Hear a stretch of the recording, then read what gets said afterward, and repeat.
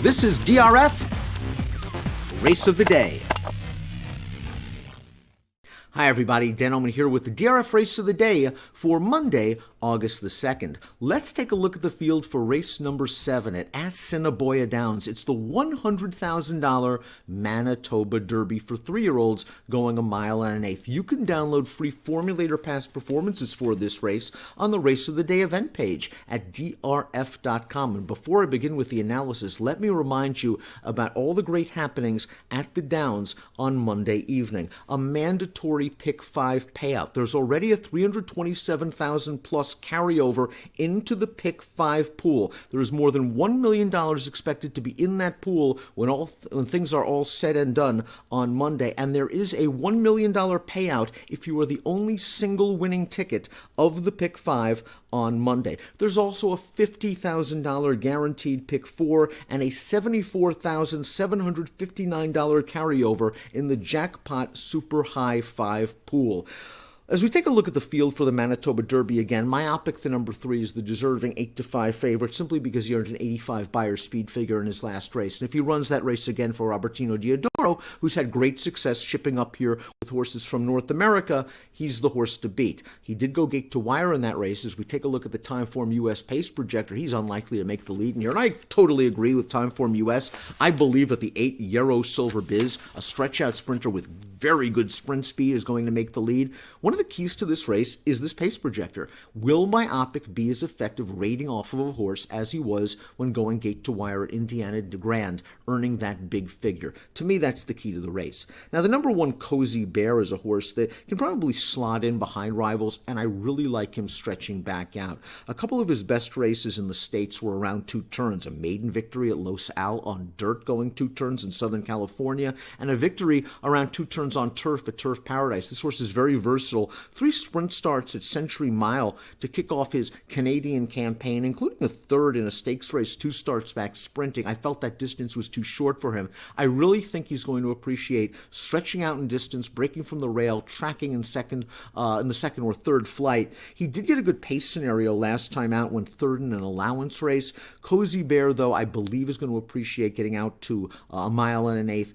4-1 on the morning line to me is a bit light, considering that his Beyer speed figures are light. I would need him to drift up in price before I play him, but he does have credentials. Now, while I think Cozy Bear is going to appreciate the longer distance, I'm not so sure about the 2 Stone Cafe, who stretched out last time out in the Derby trial, finished 5th of 6, beaten 2 lengths, and just didn't appear to have the same pop that he did in the Golden Boy 2 starts back going 6 furlongs, where he rallied over a speed-friendly track to finish 3rd. Stone Cafe, to me, it's pushing it, going 1 1/8 miles for him. He still has a lot to prove. He is a stakes winner in the States, beating Texas breds at Sam Houston, but that race was sprinting as well. Here's the 3 Myopic, winning a maiden race at Indiana Grand on June the 23rd, 85 Beyer speed figure. Again, if he runs the 85, he's going to win this race.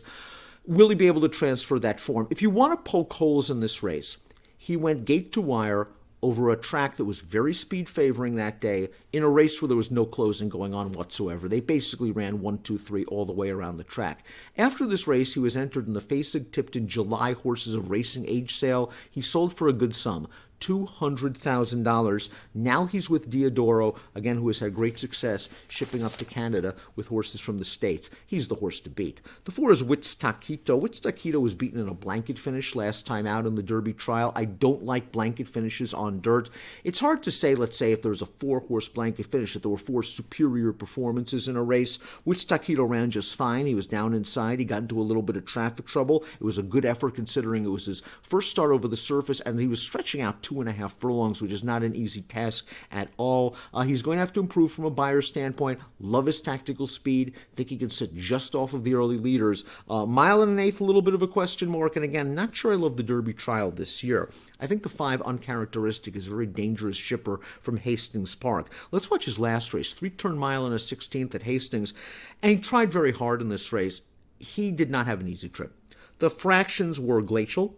26 and change for the opening quarter, 52-1 for the half, 116-3 for 3/4. Not only did he have to try to rally into those fractions, but he tried to rally into it while losing ground wide. It was a good effort with a competitive Beyer speed figure. He earned a good Beyer 2 starts back with a 72, and he is so lightly raced that I think he has a tremendous amount of upside potential. Uncharacteristic, coming in from Hastings, looms a strong contender. Itu Babu is the number 6. This is a one-run closer that's going to be at the mercy of trip and pace luck. He needs a hot pace. He needs a clear run. He was third last time out in an optional claimer, but consider that he was only 3-year-old in the race. There was a race for older horses. Itu Babu was the only 3-year-old, and he passed some tired runners in the stretch. Blinkers come off. He earned a respectable 60-buyer speed figure in that last race, and I think that number at least puts him in the mix for a minor award at a big price. 30-1, you could use Itu Babu in your exotics. Here's Major Shepherd winning a maiden special last time out, going 3/4 of a mile. Game performance as the odds-on favorite, down on the inside, battling for the lead. He just holds on to win. Now, he proved he could step with several of these horses 2 starts back when still a maiden, 4th in that blanket finish Derby trial. He has good early speed. He's going to be close to the pace. Distance and class is a question, especially if they go fast. And with Yarrow Silverbiz drawn directly to his outside, it's likely Major Shepherd's going to be placed on a hard chase, chasing a fast pace at an unfamiliar distance. He's a horse with some potential. I'm just not sure this is the right spot. Yarrow Silverbiz was third last time out. It was a good performance in that allowance race. He has a lot of speed. He battled for the lead before tiring. I'm just not sure about a 1 1/8 for him. He's likely to make the lead. If he backs down the fractions, he's got a chance in here. I just think the distance is going to be a little far and that he's going to have to go pretty quick at some point on the back stretch. The 9 is Warrior's Hero. He was third in that blanket finish Derby trial. He ran just fine. First time over the track, shipping up after racing on turf at Canterbury Park. Again, I think this horse has some ability. He ran some nice numbers on the turf at Canterbury 2 and 3 back, and if there is a good pace, I would expect him to come with a solid run.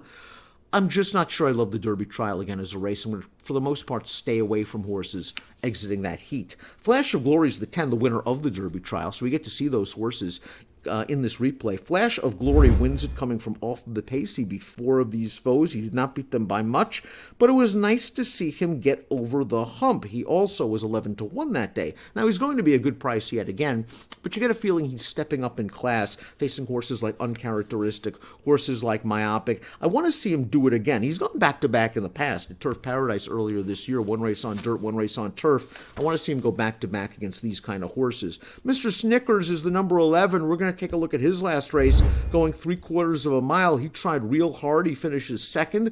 The 5th place finisher from this race did come back to win with a 63 buyer, albeit in a $5,000 non-winners of 2 life claimer. This horse is in very good form. Both of his starts over this track is good. He is stretching all the way out, and when you look at his pedigree, it shouldn't be a problem. He's by Belmont Stakes winner Empire Maker. Midnight Salute completes this field. We're going to take a look at Midnight Salute's maiden win, an authoritative 4-length score, going 7 furlongs back in June. He showed good tactical speed in that race, just a bit late to change leads, nothing to worry about, and he draws away to win very, very easily. Now, keep in mind, he was entered on July the 12th. He was listed as a vet scratch that day. He has come back to work long and strong since then.